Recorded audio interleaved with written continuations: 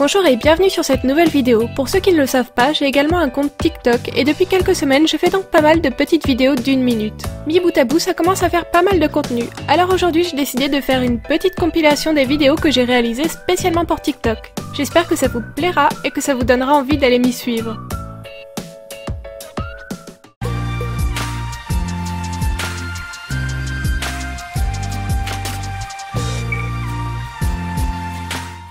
Bonjour, aujourd'hui je vais tester les feutres acryliques de chez Action. Ils fonctionnent comme ceux de la marque Posca, sauf qu'ils n'ont qu'une seule épaisseur de mine. Premier constat, j'ai eu la malchance d'avoir 2 feutres déjà cassés dans leur emballage.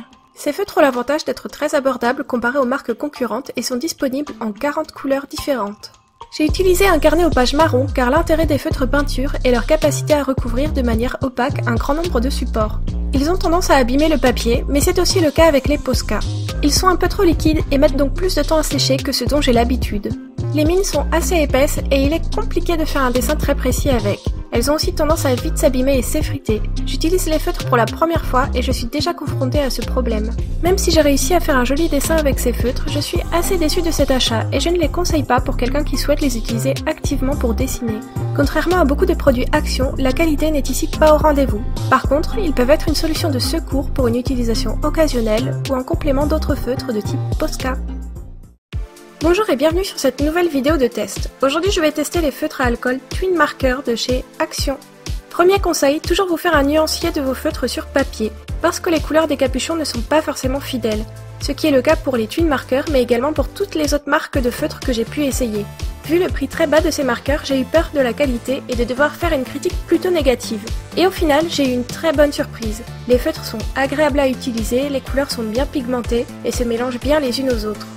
J'ai acheté des feutres avec des pointes fines et d'autres avec des pointes brush. Habituellement je préfère les pointes brush, mais là je vais plutôt vous conseiller les pointes fines, car les pointes pinceau ont eu l'air un peu plus fragiles à l'utilisation. Autre détail que j'ai pu repérer par rapport à mes feutres habituels, c'est que les Twin Markers mettent plus en avant le grain du papier. Ça donne une petite texture veloutée et un rendu peut-être un poil moins lisse qu'avec mes Pro Markers, mais ça ne m'a pas vraiment gêné. Je pense que les Twin Markers sont vraiment idéales lorsque l'on veut se lancer sans se ruiner. Vous ne devriez pas être déçu de votre achat. Bonjour, aujourd'hui je vais vous donner 4 conseils pour bien débuter avec vos feutres à alcool. Premier conseil, choisissez bien votre papier. Si le papier est trop absorbant, vos feutres vont baver ou sécher trop vite, ce qui peut vous empêcher de réaliser un joli dégradé. Je vous conseille le papier spécialisé comme The Wall ou du papier Bristol.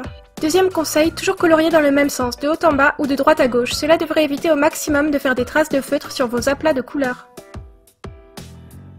Troisième conseil, travaillez vite. Il ne faut surtout pas laisser le temps à vos feutres de sécher si vous voulez réaliser des dégradés. Il faut tout de suite créer le dégradé et ne surtout pas colorier tout son dessin d'abord avec vos nuances claires pour revenir plus tard avec vos nuances foncées. Ça ne marchera pas. Quatrième conseil, colorier du foncé vers le clair. Votre dégradé sera plus réussi si vous commencez par la couleur la plus foncée pour finir vers la plus claire. N'hésitez pas à recouvrir toute la zone de votre couleur la plus claire à la fin pour bien uniformiser votre dégradé. Voilà, j'espère avoir pu aider certains d'entre vous, et bon coloriage à tous. Bonjour, aujourd'hui j'ai décidé de me soumettre à un défi dessin, colorier une illustration en négatif avec mes Posca. Le principe est d'utiliser la couleur opposée à celle que je souhaite vraiment utiliser, et j'inverserai l'image à la fin sur mon ordinateur pour voir si l'effet est réussi. Et si j'inversais les couleurs en cours de route pour que ce soit bien clair? Tada! Prochain inversement à la fin du dessin.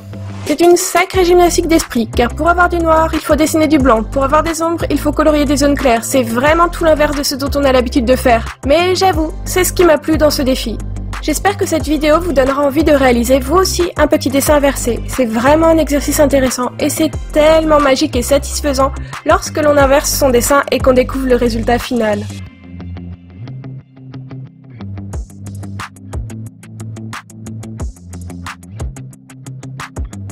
Et voilà, mon Totoro est terminé. Alors, à votre avis, ai-je réussi le défi? Bonjour, en faisant les boutiques il y a quelques jours, je suis rentrée chez Flying Tiger et j'ai trouvé des feutres à alcool. Alors forcément, je me suis dit que j'étais obligée de les tester. Pour commencer, je trouve les couleurs très saturées. Je ne suis pas très fan, mais ce n'est qu'une question de goût. J'ai essayé de les utiliser sur du papier classique et il est très difficile de faire de jolis dégradés avec. Donc si vous les achetez, gardez en mémoire qu'il vous faudra du papier spécialisé. Sur cette vidéo, j'utilise du papier Bristol et le rendu est bien mieux que sur du papier classique. Je n'ai pas trouvé beaucoup de couleurs en magasin, mais j'imagine que ça doit dépendre des arrivages. Comparé à mes autres feutres, j'ai trouvé que cela était assez difficile à dégrader. J'ai dû énormément repasser sur chaque zone et au final, ce dessin m'a pris un temps fou. Ils rendent beaucoup d'alcool et les mines sont dures, ce qui rend leur utilisation assez peu agréable. Malgré tout, j'ai réussi à faire un joli dessin avec eux. Ils sont capables de faire le job, mais ce sont sans doute les moins bons feutres que je n'ai jamais utilisés. Je pense qu'ils peuvent dépanner momentanément, mais pour une utilisation fréquente, essayez de vous diriger vers d'autres marques, surtout qu'il existe moins cher et de meilleure qualité. Malgré tout ça, j'aime beaucoup cette sorcière. Et vous, qu'est-ce que vous en pensez ? Bonjour, aujourd'hui je vous propose de réaliser un projet facile à l'aquarelle. Pour le réaliser, il vous faudra du papier aquarelle, du liquide de masquage, un ruban de masquage, de l'aquarelle et des pinceaux. La première étape est de créer une bordure avec votre ruban de masquage. La deuxième étape est de dessiner une silhouette, un chat, un cœur, l'initiale de votre prénom, peu importe. La troisième étape est de remplir votre silhouette et de faire des points dans le fond avec votre liquide de masquage. Une fois ça fait, il faudra laisser le temps au liquide de bien sécher. La quatrième étape est de peindre votre fond. J'ai d'abord mouillé toute la feuille, puis j'ai appliqué par endroits du noir, du bleu, du violet et du rose. Avoir mouillé la feuille permet à l'aquarelle de se diffuser de manière naturelle et aléatoire sur le papier. Une fois le fond terminé, laissez-lui le temps de bien sécher. L'étape 5 est de retirer le liquide de masquage et le ruban de l'encadrement pour découvrir le résultat. Si des petits défauts ou des éléments manquent après cette étape, vous pouvez les corriger grâce à un Posca ou à un autre stylo blanc. Voilà, ce petit tuto est terminé, j'espère qu'il vous aura donné envie de l'essayer. À bientôt! Bonjour, aujourd'hui je vais tester le feutre UV de la marque Molotov. J'ai commencé par faire quelques petits tests sur du papier blanc, du papier noir et par-dessus du feutre à alcool ou du feutre acrylique pour voir ce qui fonctionnait le mieux.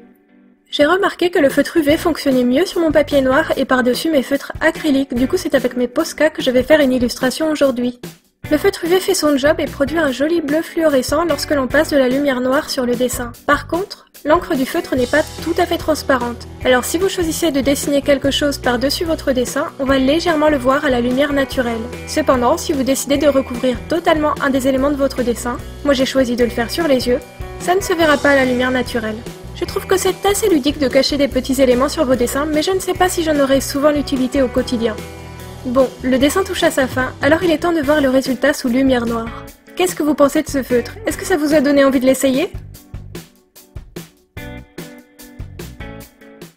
Bonjour et bienvenue sur cette nouvelle vidéo. Aujourd'hui j'ai décidé de participer à un nouveau défi dessin. Je vais choisir 5 feutres Pro Marker au hasard et je devrais me contenter d'eux pour mettre mon dessin en couleur.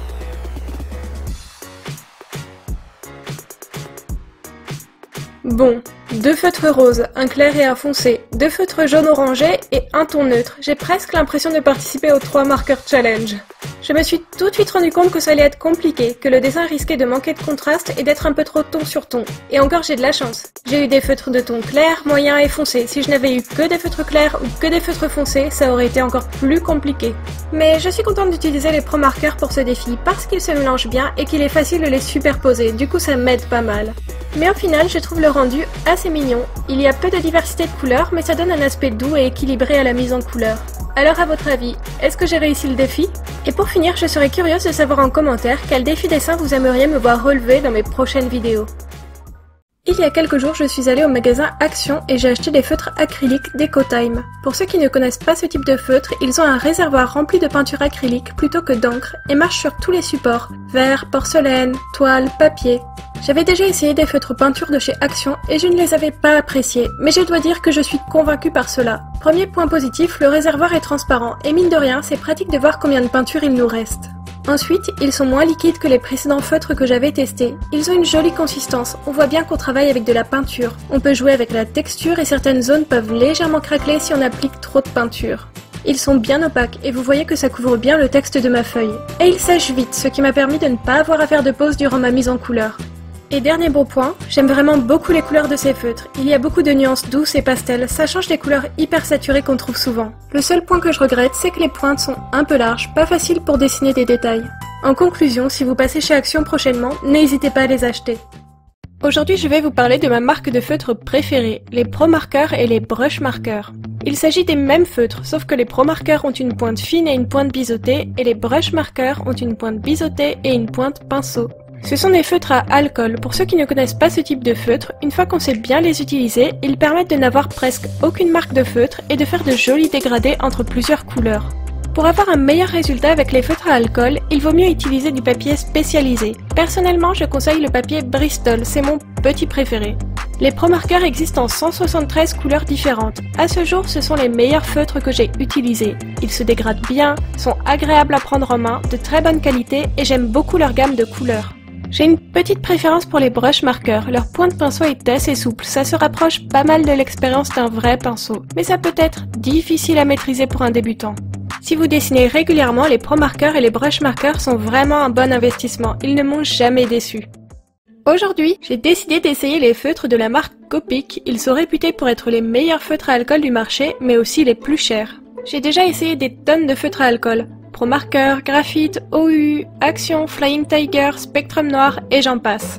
Est-ce que je trouve que les Copic surpassent toutes ces marques? Eh bien je ne pense pas non. Par contre ça ne veut pas dire que ce sont de mauvais feutres. Ils sont d'une qualité irréprochable. Ils disposent d'une gamme de couleurs gigantesque, leur point de pinceau est super agréable à utiliser et on peut définitivement faire de jolis dégradés avec ces feutres. Mais je ne pense pas que ça justifie une telle différence de prix avec les autres marques de feutres. Ils n'ont rien de magique, vous n'arriverez pas à faire de meilleurs dégradés avec eux qu'avec une autre marque de qualité. Je pense que leur principal intérêt est de pouvoir être rechargeable et d'exister en plus de 300 couleurs, ce qui est un atout considérable lorsque l'on utilise ces feutres de manière très intensive. Mais si vous n'avez pas le budget de vous offrir ces feutres, rassurez-vous, vous ne ferez pas forcément moins bien avec d'autres marques. Il y a quelques jours, je suis allée au magasin Action et j'ai trouvé ces petits flacons d'aquarelle liquide.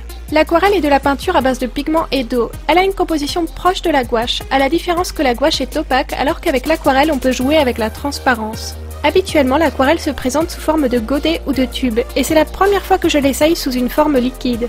Ne pas avoir à doser soi-même l'eau avec sa peinture, c'est assez pratique et je pense que les débutants seront ravis d'avoir ce souci en moins. Les couleurs fournies sont très jolies mais très peu variées, alors j'ai passé mon temps à créer mes propres couleurs en mélangeant celles proposées par le magasin. Et je dois dire qu'elles se mélangent super bien, que leur application sur le papier est fluide et que le résultat est très propre sans effort. Il n'y a presque pas de traces dans mes aplats et ça m'a bluffé. Par contre, il n'y a pas de pipette intégrée au flacon, alors il faudra que vous en achetiez une parce que sinon c'est presque mission impossible de transvaser les aquarelles liquides dans une palette. Mais comme j'en avais déjà une, ça ne m'a pas trop gênée, et puis honnêtement j'aime tellement ces aquarelles que je sais déjà que je vais m'en racheter. Et voilà, cette première vidéo dédiée à TikTok touche à sa fin. Est-ce que vous aimeriez que je republie des vidéos de compilation TikTok ici sur YouTube? En attendant d'avoir votre avis sur le sujet, je vous remercie d'avoir regardé cette vidéo jusqu'au bout, et je vous dis à bientôt!